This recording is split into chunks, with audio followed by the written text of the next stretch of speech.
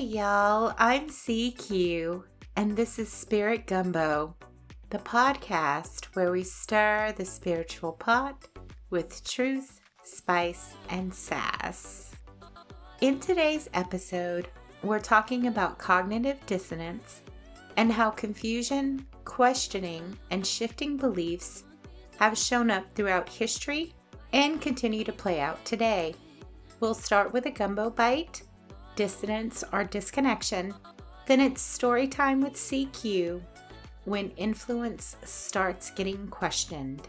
After that, we'll move into the main theme, a history of confusion, followed by a tarot truth bomb, a spirit side-eye titled Let's Stop Calling People Crazy for Questioning the Narrative, and close with a reflection on awareness, discernment, and staying human in the process. So, grab your candle, sip your tea, and let's get into it. This ain't just talk. This is Spirit Gumbo with CQ. Alright, now, here's your gumbo bite for today. Something short and spicy to stir into your soul. With everything that has happened to you, you can either feel sorry for yourself or treat what has happened as a gift. Everything is either an opportunity to grow or an obstacle to keep you from growing. You get to choose. Wayne W. Dyer.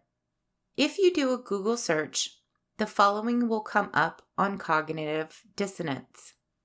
Cognitive dissonance is the mental and psychological discomfort experienced when a person holds two conflicting beliefs or when their actions don't align with their beliefs. This can cause people to repeat negative patterns rather than change. That discomfort can trigger the following, where individuals rationalize behaviors to reduce tension, leading to habits like people-pleasing, staying in unhealthy relationships, or self-sabotage. Justification and rationalization. Instead of changing behavior, we change our thinking to match our actions, often creating excuse loops. Comfort in familiarity. Even harmful patterns feel safer than unknown change, leading to emotional exhaustion rather than denial. Secondary gains. Sticking with the pattern might unknowingly protect a person from fear, change, or responsibility. Narcissistic manipulation. Individuals might use cognitive dissonance to keep partners trapped through intermittent reinforcement, making it hard for victims to break away. So, what does all that mean? Well, let's break this down CQ style. It means that when people hold conflicting ideas or when their actions don't line up with what they say they believe, they'll do just about anything to make it make sense. They'll either twist things to make it align or they'll drop one of the ideas altogether. And the one that usually gets dropped? Well, it's the one causing all the discomfort. Most of the time, that discomfort shows up because of new information, something that challenges what they thought they knew. CQ, you mentioned something about things being dismissed and rebranded? You're right, I did. You see, cognitive dissonance doesn't just happen on an individual level. It shows up in patterns that play out on a much bigger scale. I'm going to leave you with two quotes. The first is by a former U.S. president, and the second is from one of my best buddies, Jess. I like Jess's just a little bit better, not gonna lie. There is nothing new in the world except the history you do not know. Harry S. Truman. You don't know what you don't know, Jess. Now, take that with you and stir wisely. Storytime with CQ, when influence starts getting questioned. Before we begin story time, I want to preface this by saying the information I'm about to share can be found with a simple Google search. I'm not passing judgment on what anyone believes or chooses to do. I'm simply giving context to how cognitive dissonance can show up on a larger scale. Around here, we listen and we don't judge. Well, most of the time, I'll be honest, I'm like my dog. I silently judge. I just keep those thoughts to myself, mostly. There are two parts to this story time, and once we get into the main theme, you'll understand why. Now, let's begin. I know some of this next part is going to sound a little googly because, I pulled some of it from Wikipedia, but stick with me. If you've been watching or participating in the modern spiritual community for a while, then the name Doreen Virtue should sound familiar. And if it doesn't, no worries, I got you. Doreen Virtue was one of the leading voices in the modern spiritual movement from about 1995 to 2017. Her work focused heavily on what's known as angel spirituality, which is basically a form of modern spirituality that connects deeper, more esoteric meanings to angelic beings rooted in Christian tradition. But it didn't stop there. Her work also pulled in symbolism and influences from multiple spiritual beliefs, things like Christianity, Hinduism, Celtic mythology, and even Native American spirituality. During that time, she published over 50 books and created multiple tarot and oracle decks through Hay House Publishing, which, if you know, you know. That's one of the big names in the modern spiritual world. I say was a leading member of the modern spiritual movement because in 2017, Doreen Virtue became a born-again fundamentalist Christian. Now, Doreen Virtue has every right as an individual to change her beliefs. She's a grown-ass woman. She can do what she wants. What I want to talk about is what I witnessed from people I personally know who followed her teachings. You see, when she changed her beliefs, she didn't just quietly shift directions. She denounced her previous belief system entirely. She went as far as calling everything she had taught for over 20 years demonic. She also attempted to convert her spiritual followers, telling them their beliefs were wrong, and what I witnessed from the people following her was confusion. People didn't know whether to continue using the books and decks she created because of the energy surrounding her conversion. People were angry, feeling like they had put their faith into someone who betrayed them. People were hurt and just feeling lost and not knowing what to believe. Once again, I'm not judging what she did. What I am side-eyeing, however, and I have no problem saying this with my full chest, is how it was done and the way her followers were being influenced in the process. The story of Doreen Virtue is just one of many where people of influence change their beliefs and try to bring as many people with them as possible. And I'm sure there's just as many whys as there are people.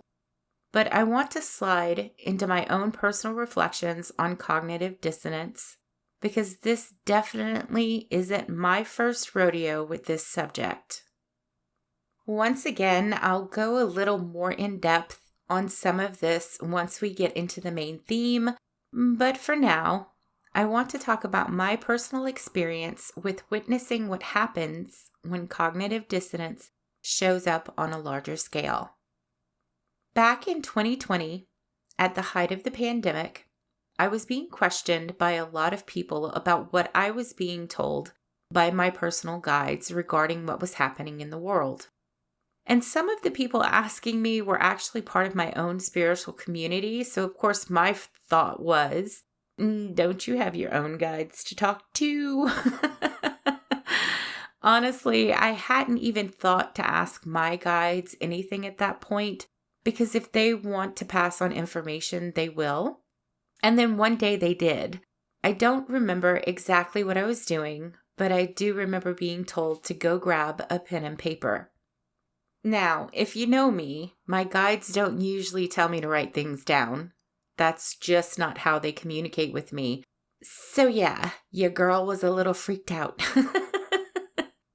What they shared with me was that things were going to be very rocky and unpredictable for a while, but in the end, things would be okay.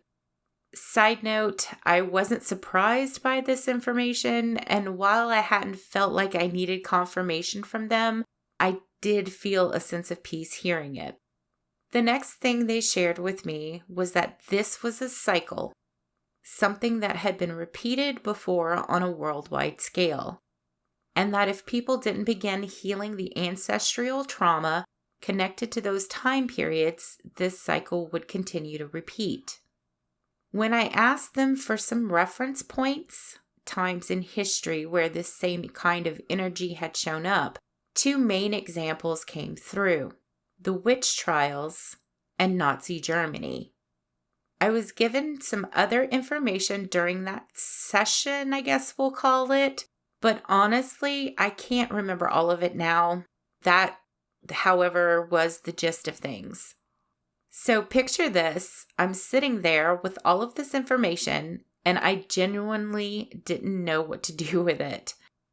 At the time, my guides were encouraging me to step into more of a teacher leader role, and I was totally resisting it. I did have a YouTube channel back then where I was posting monthly readings, and I had started putting out videos talking about spirituality, but I wasn't there yet, if you know what I mean. I was doing it, but I was struggling. I was just starting to use my voice, and I'll be honest, my viewership was kind of low. What if I talk about this and people think I'm crazy? Was a constant question in my head. What if they think I'm some out there conspiracy theorist? That one came up a lot too. So I sat on the information for a month or two. At the time, I was going out into the bush and recording videos, my partner behind the camera while I talked through whatever was coming through, and eventually that information turned into an almost hour-long video that ended up being the highest viewed video on that channel. And yeah, I'm a little sad about this part, because I talked about a lot in that video, and me, the person who doesn't delete anything, ended up deleting everything connected to that channel when I made some changes a few years ago. I would have so loved to include that here. I'm sure it would have made some really good bonus material. Here's what my takeaway was from that experience, looking at it now, 6 years removed from that time period. My struggle with stepping into the role of teacher, mentor, or leader had everything to do with the earlier example of Doreen Virtue. I had a lot of conversations with my partner about what my responsibility to others actually is, because while I do believe that everyone has their own choices, when you step into any kind of leadership role, no matter how big or small, there's a level of responsibility that comes with that. You have to move with integrity. And for me, that's meant being very intentional about what I share. I don't openly push my personal beliefs outside of conversations with friends and family, because the last thing I want is to cause harm to someone else based on my beliefs. I also find it really interesting that in recent years, people have started comparing what happened during the pandemic to events like the witch trials and Nazi Germany. There were missteps, on an individual level and on a global scale. So, in that regard, my guides were pretty bang on. Now, my true feelings, and again, this is just my opinion, are that we collectively are starting to heal some of those wounds, but we still have a long way to go. And what I've come to understand is that my voice, while stronger now, isn't meant for everyone. It's not for those who are still deeply in the middle of their cognitive dissonance. My voice is for those who are starting to see the patterns and are ready to make different choices. The greatness of a man is not in how much wealth he acquires, but in his integrity and his ability to affect those around him positively. Bob Marley. Main theme: a history of confusion. Sometimes conspiracy isn't just a theory. All right, so let's talk about the term conspiracy theory for a second. At its core, a conspiracy theory is an explanation for an event or situation that suggests there's some kind of hidden group, usually powerful, usually with some kind of political motive, working behind the scenes. Now, the reason this term tends to get a lot of negative reaction is because it's often associated with things like emotional thinking, lack of evidence, or even paranoia. And there's also a distinction here because a conspiracy is something that can actually happen. A conspiracy theory, on the other hand, is a proposed explanation that goes against the mainstream understanding, especially from people who are considered qualified to evaluate it, like scientists or historians. So, because of that, conspiracy theories are often labeled as lay theories, meaning they come from outside the accepted or official narrative. Now, here's where things get a little interesting. Even the term conspiracy theory has its own conspiracy attached to it. There's a belief that the term was popularized by the CIA in the 1960s, specifically around the assassination of President John F. Kennedy, to discredit people who were questioning the official narrative.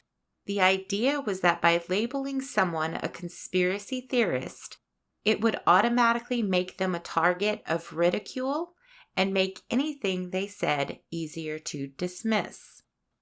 And whether people agree with that or not, what is documented is that the term started showing up a lot more in mainstream media around that time, especially after the Warren Commission released its findings in 1964.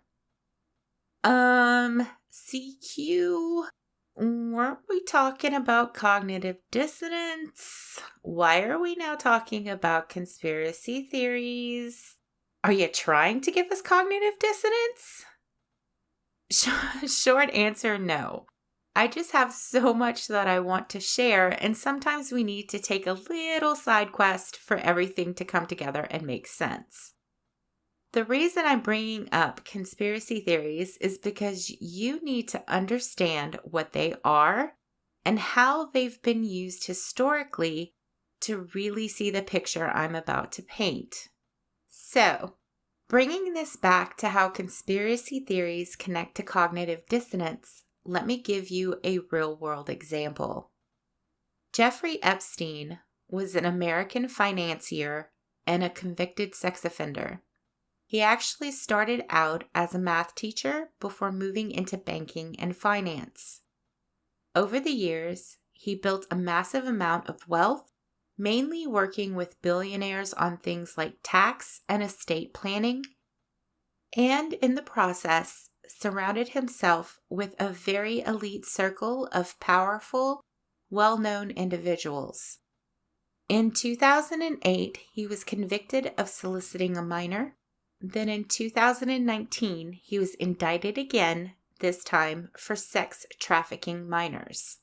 He died in custody while awaiting trial, and his death was officially ruled a suicide.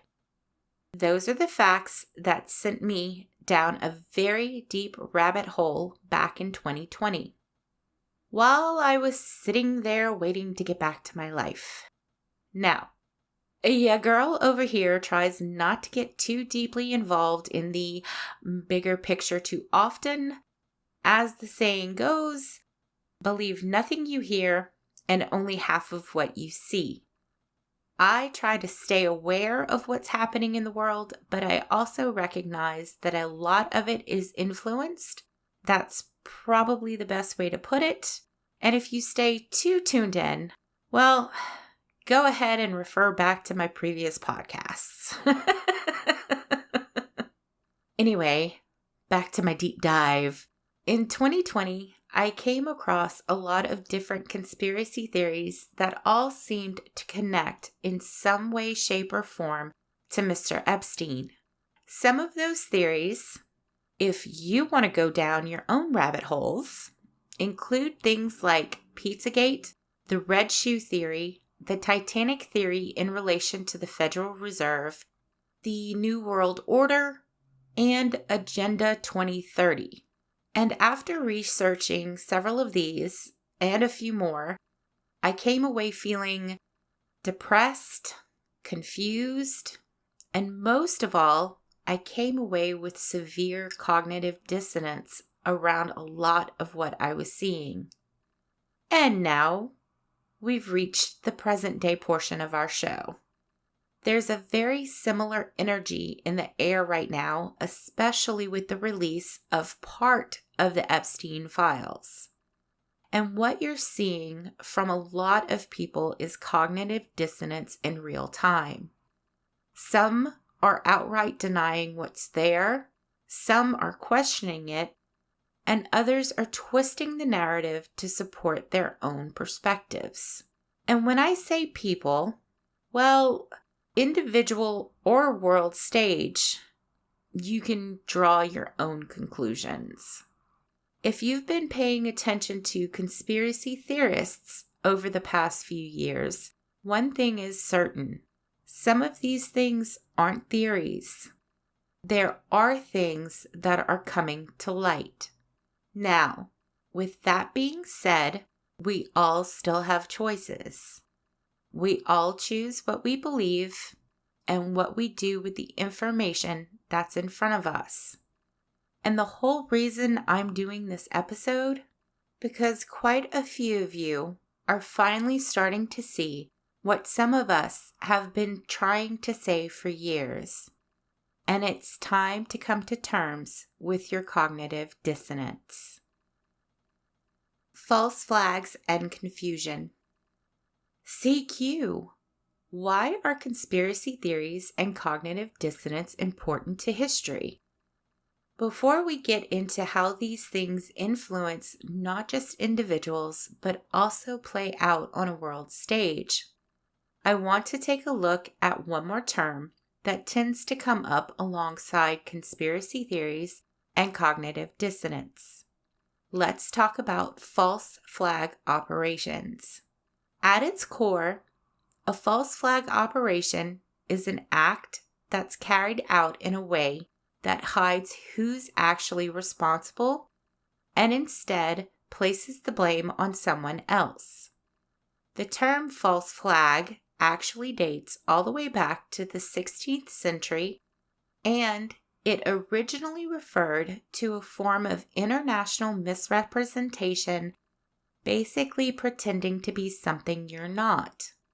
It was first used in naval warfare, where ships would fly the flag of another country, either neutral or enemy, to disguise their true identity. Pirates and privateers used this tactic to get close to other ships without raising suspicion, and would then attack once they were in position.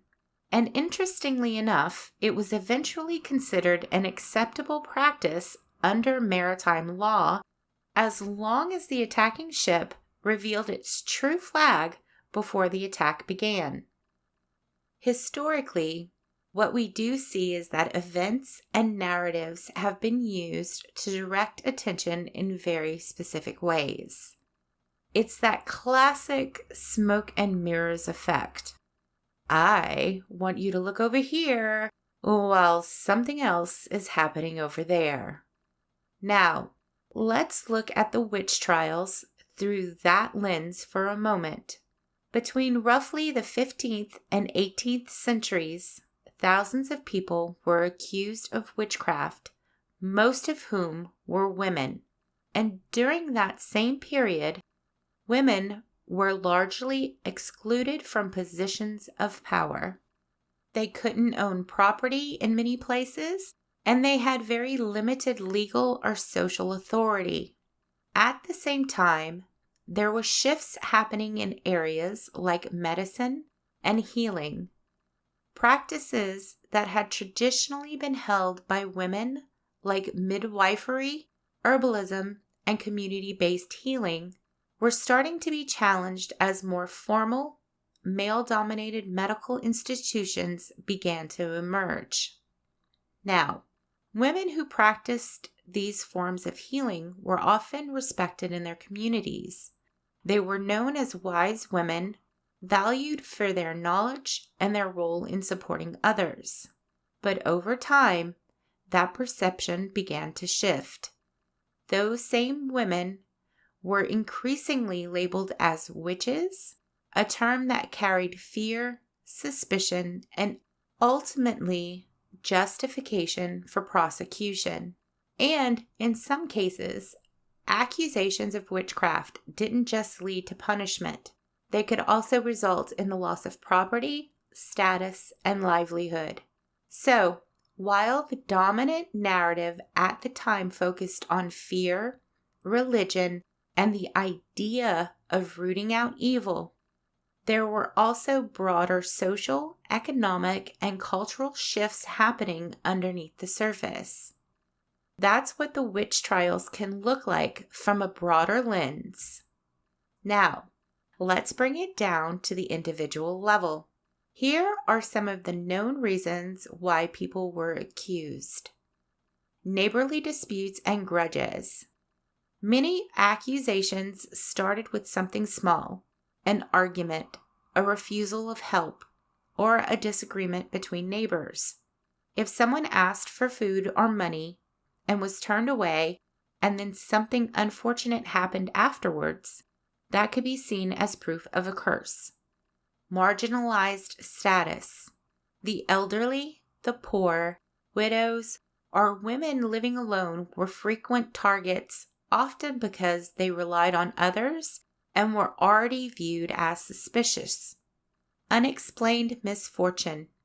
Illness, dying livestock, or failed crops were often blamed on witchcraft rather than natural causes, especially during times of stress like poverty, war, or even climate shifts like the Little Ice Age. Being too much. Women who were outspoken, assertive, or challenged authority were often labeled as problematic, and in some cases, that label escalated into accusations of witchcraft. Looking or acting different. Physical marks like warts or scars, or behaviors that seemed unusual, were sometimes interpreted as signs of something sinister. Now, layer on top of all of that fear, uncertainty, and hysteria, and what you start to see is communities turning on each other. And when people are focused on each other, it becomes a lot easier for those in positions of power to move things in the direction they want. And this, right here, is where cognitive dissonance comes in. Because when people are faced with information that doesn't line up with what they believe, what they've been told, or how they understand the world, it creates discomfort. And people don't like discomfort. So, what do? They try to make it make sense. Sometimes that means questioning things, but other times it means rejecting what feels uncomfortable or reshaping the narrative so it fits what they already believe. And when you layer that on top of fear, uncertainty, and confusion, you start to see how this doesn't just stay on an individual level. I'm not telling you what to think here, but I am going to ask you this. Is any of this sounding familiar? Because at the end of the day, there really is nothing new under the sun. CQ, where do we go from here? Honestly, I wish there was a perfect answer to that question. And while we're all going to experience cognitive dissonance from time to time, there are things you can do to help lessen the impact. Start by staying out of the rabbit holes, or at the very least, take them one at a time in small doses. I'm not gonna lie, and I'm definitely not gonna sugarcoat it. There's a lot going on in our world right now. There are so many different viewpoints on so many different topics, and it's really easy to get overwhelmed. So whether you're a certified conspiracy theorist, give me a moment to adjust my hat, or you're just starting to notice patterns, don't let it consume you. Use discernment and trust your intuition. Filter things through the lens of, does this resonate with me or does it not? We're not all going to believe the same things, and that's okay. If you're getting information from a source you trust, well, we all still have a choice in what we believe. Listen to what you're feeling. If you start to feel overwhelmed or stressed around a specific topic, if it brings up frustration or anger, take a step back. Drink some water, take a few deep breaths, and allow yourself to actually feel what's coming up. Cognitive dissonance doesn't have to be scary. In fact, it can help us grow if we stay open-minded. Ask yourself, what is this triggering in me? Is a deeper belief being challenged? Am I starting to question how I see the world? Giving yourself space to answer those questions and to release the emotions that come with them is what helps you move through them. At the end of the day, this isn't about having all the answers. It's about being willing to ask better questions and processing those answers through a lens that helps you grow.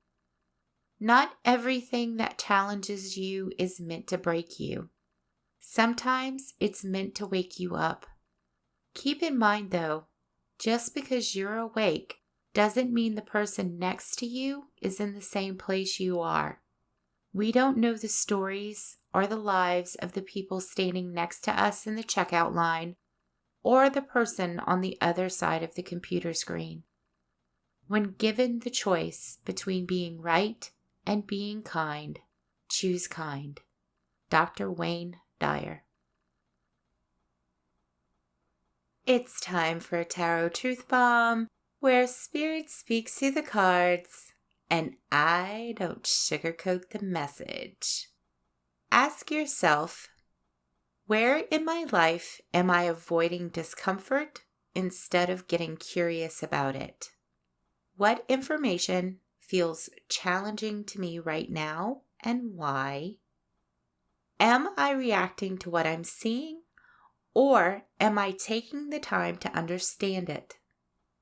Where might fear, confusion, or outside influence be shaping my perspective? What does my intuition say when I quiet the noise around me? Today's card is the Queen of Wands. The Queen of Wands doesn't shrink to make conflicting truths comfortable. She sees the contradiction, feels the tension, and refuses to abandon herself just to resolve it. Where cognitive dissonance whispers, "This doesn't make sense, fix it, justify it, smooth it over," she leans back in her throne like, or I trust what I'm seeing, even if it disrupts the story. Because here's her magic. She doesn't rush to close the gap between what she feels and what she's been told to believe. She sits in it. She lets it burn a little. And she knows that discomfort isn't something to escape. It's something that reveals. The Queen of Wands is self-trust in the face of mental noise, confidence that doesn't need consensus. She doesn't crowdsource her truth. So, when the mind starts scrambling for explanations, when you feel that urge to justify someone's behavior, minimize your reaction, or rewrite what you clearly felt, that's where she steps in. Not loud, not frantic, just steady, grounded, and certain. You saw what you saw. You felt what you felt. Don't dim your knowing just to keep the narrative intact. She reminds you that cognitive dissonance isn't a problem to solve. It's a signal, a moment where two realities are colliding, and you get to choose which one you stand in. This is the turning point where you stop negotiating with discomfort and start honoring the clarity underneath it. Spirit said what it said. Spirit didn't stutter. Take it in, sit with it, and do what you will with it. All right, now it's time for a spirit side-eye, because some of y'all are out here playing with energy like karma won't slap you in the back of the head. This spirit side-eye is going out to all the ones who continually call people crazy for questioning the narrative. You know the type.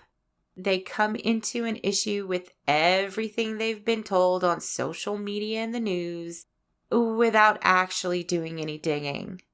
They read headlines and form full-blown conclusions from them. They don't read the actual stories. They don't question what they're being told. They just take it at face value and run with it. Now, I'm not saying there aren't some wild conspiracies out there. I personally don't resonate with the flat earthers. However, the Tuskegee experiments, MK Ultra, and Operation Paperclip were all, at one time, considered crazy until they were proven true. So, are there aliens at Area 51? Is the internet dead and just run by bots and AI? Are our phones really listening to our conversations to sell us more things? Who knows? Maybe the people who believe those conspiracies are right. Maybe one day people will look back at this time and say, "Wow, I can't believe people didn't know that chemtrails were harmful to them." Until then, I'll stay in my lane, listen when someone wants to share their crazy theories, and not judge. Because at the end of the day, well, I know who I think built the pyramids. That was your spirit side-eye. Now go sage your space and mind your magical business. We've covered a lot today. And I know sitting with cognitive dissonance isn't easy, but awareness isn't about having all the answers. It's about being willing to see when beliefs and ideas are shifting, to question what doesn't feel right, and put things into context without losing yourself in the process. And to remember, you can stay awake, aware, and informed without losing your humanity along the way. That's it for today's brew. If something stirred your soul, stirred your sass, or made you side-eye your life choices in the best way possible, pass it on. And don't forget to follow, rate, and share your thoughts on any of our socials. I hope you enjoyed this episode of Spirit Gumbo.